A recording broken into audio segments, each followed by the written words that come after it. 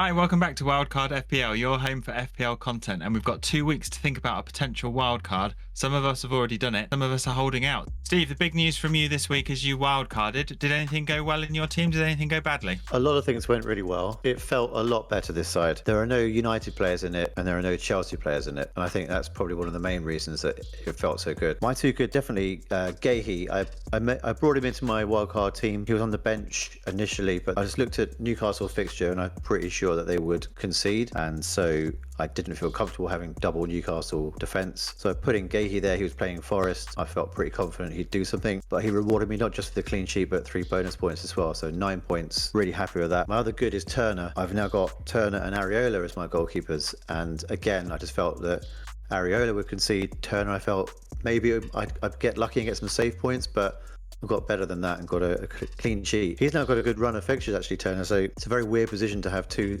really cheap goalkeepers, and they're delivering a lot more points than the likes of Ederson and Onana and that sort of, and Sanchez at Chelsea as well, which is cool. My two bad, I'd say probably Schär. A bit disappointed that he didn't do anything, but I did think that was probably going to happen. And the other one was Cash, but I know that Villa's fixtures are still good, so I'm patient on. So I'm not too worried about those. All in all, a really good, a much better week, and my first green arrow for quite a while. Seems like a lifetime since then. Well, that's definitely what we want to hear. Alf, what about you? What went well in your team? For me, I captained Salah right before the deadline. I had my captaincy over Son, over Haaland, over Salah, and I decided to go with Salah in the end. That was for a couple of reasons, mostly because of Estupinian being out and Brighton, I think, just looking a little tired recently. So it was the right call. Glad I did it, and he got me 30 points.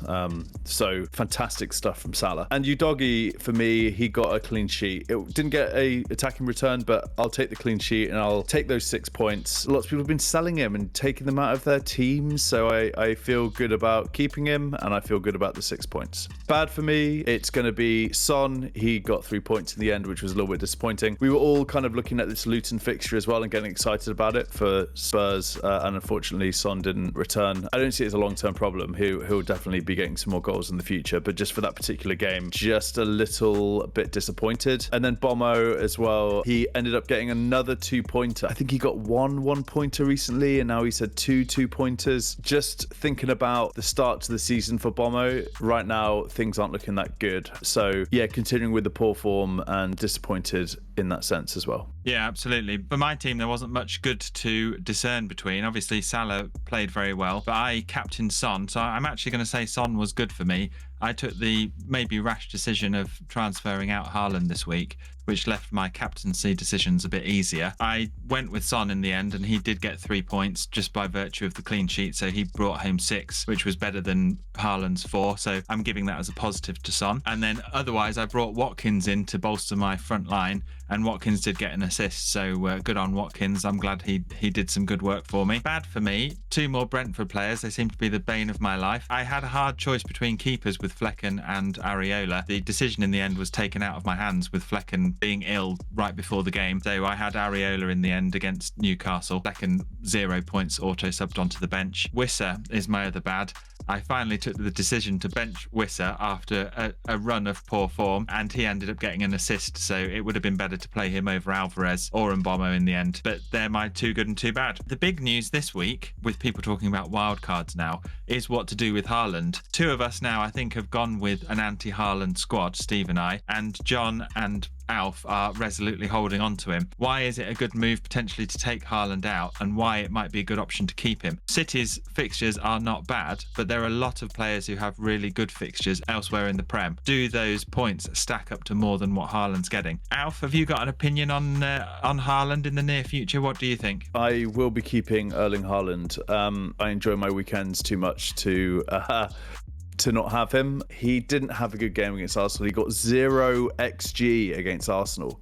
Mm-hmm. One thing to note is that he's not getting the service. So it's not about Haaland being a bad striker. He needs the service to get the goals. I don't think he's the problem. I think it's behind him that's the problem. KDB being out is an issue. I'm kind of making points here as to why you shouldn't pick Haaland in a way, because, the problems persist. But when you think about Pep Guardiola and you think about Man City being, the best team in the country, I think that Haaland will come good. And he does have some good fixtures coming up, and they will sort it out. I just think it's way more strategic to keep Haaland at this point. I think he will start to score more goals. He will start to score hat-tricks. I'm backing him. Steve, obviously you weren't here on the pod last week when you made the wildcard decision, but you have gone without Haaland.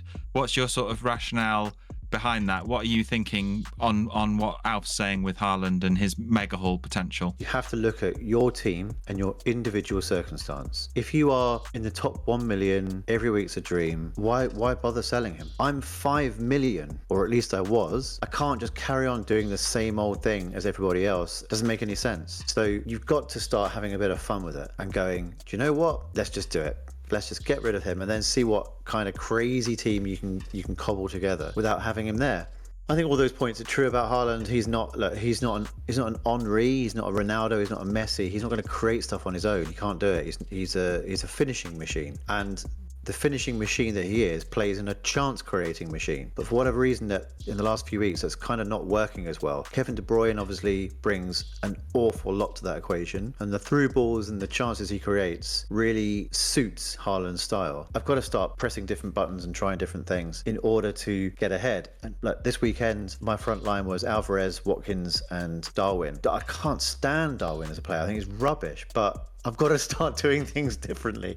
Yeah. And it worked really well. Look, he's playing in a team where Mo Salah's there creating stuff for him. So you have to say he's going to score soon. And Liverpool are great at scoring goals. It just gives you more opportunity to start spreading that cash around. 14 odd million is a lot. But like I say, yeah, it's not a case of Haaland or no Haaland. You got to look at the whole picture that you're in. Where are you at? What do you want to do? If you're cruising the top of your mini league and doing absolutely nothing wrong, I would say probably don't jeopardize it.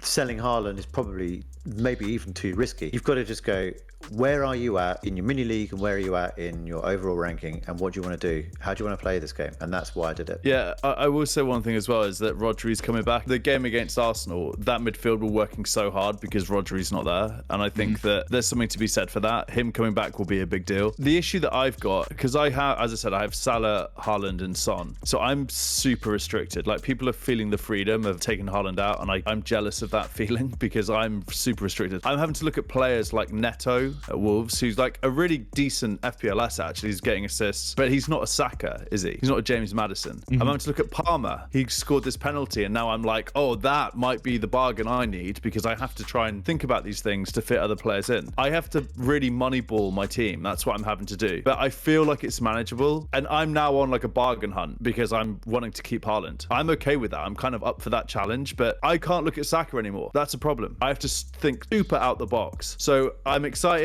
I'm a little bit scared also. Let's see what happens. We'll see what happens in the international break. We've got what, 2 weeks until the next game week deadline. Who the hell knows who's going to get injured, pick up knocks. You just don't know. It could be a bit of a transitional period for a number of teams. Yeah, absolutely. Talking about the international break, that does actually lead us on to the next topic, which is wildcarding. From the beginning of the season, people have been talking about game week 9 as a target because after this, the international games are over and you can settle into a more regular team until December, January. We've been talking this week about wildcard tactics and when to make your transfers. Obviously, we normally recommend that people leave their single or double transfers if they've got them right until the last minute to account for injuries. But Alf, you were actually saying something pretty interesting about wildcards and people should be doing them early. Why is that? The reason for that is because you can essentially get ahead of all the price changes. The idea is that you would look at the list of players that are on the ascendancy around price changes. You get those players in, and that essentially is going to help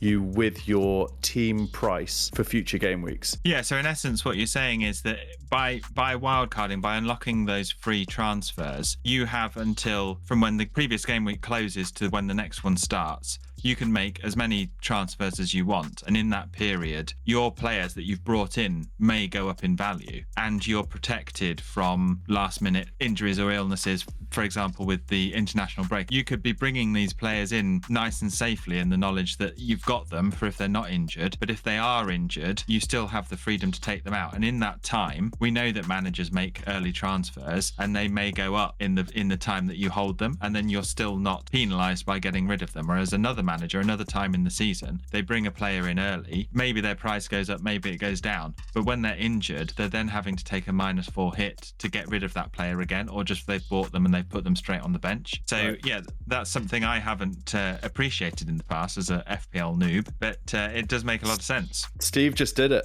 right, Steve? I did it really early. I think I did it on Monday morning or something like that. It's not just the price rises. You might have people in your team who are dreadful. And let's face it, if you're wildcarding, it's very likely that people in your team are dreadful. They actually go down. So I think I had 2 players, one of them being Saka, 2 of them went down, and then 3 that I got in went up. And it was like a 0.6 swing in my favor from just doing that, pressing that button on the Monday morning. If I'd have waited until midweek, I may not have been able to make some moves that I wanted to make. So yeah, do you wildcard early, sell anyone that looks like they're going to go down, maybe just get in some players who you think are going to go up. Good tip is one that I'll bear in mind in the future. One piece of good news, Alf, that maybe you can revel in while John is not here today, is the egg bet took a bit of a major turn this weekend. Chelsea are now on 7 points and they now have 5 games to get 4 more for you to win the egg bet. How are you feeling? Are you feeling good about this all of a sudden? I know you were feeling a bit shaky before. I had conceded 6 eggs. I had 2 weeks ago. I told John that I was going to